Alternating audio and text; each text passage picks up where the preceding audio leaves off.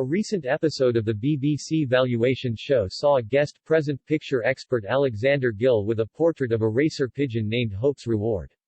However, when she told her guest how much the portrait, painted for his late grandfather, was worth, he snapped to say it's not going anywhere.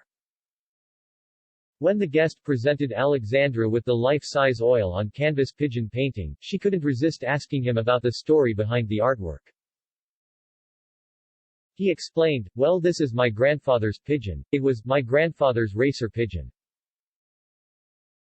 My grandfather raced pigeons and the family story has it that this pigeon, named Hope's Reward, won a race in San Sebastián and this portrait was presented as a prize for that race." San Sebastián is a resort town on the Bay of Biscay in Spain's mountainous Basque Country. A shocked Alexandra replied, "That's a fantastic story. Now Andrew Beer, the artist, worked at the first half of the 20th century and he was a pigeon enthusiast and so much so that he would judge at competitions. So in fact, to have your pigeon portrait painted by him is really quite an accolade. It's like he was the Thomas Gainsborough of the pigeon portrait world and people would send their pigeons to him. They would be boxed up and put on a train and he would collect them from the railway station."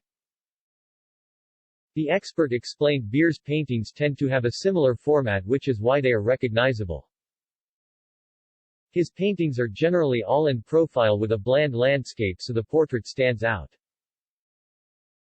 Alexandra added, "And they tend to be, as much as they could, life-size. And at the bottom, there would be the accolades that the pigeon had won."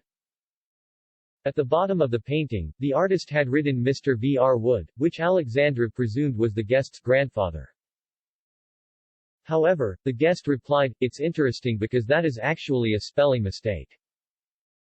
It should say V.B. Wood, which stands for Victor Bailey Wood, not R."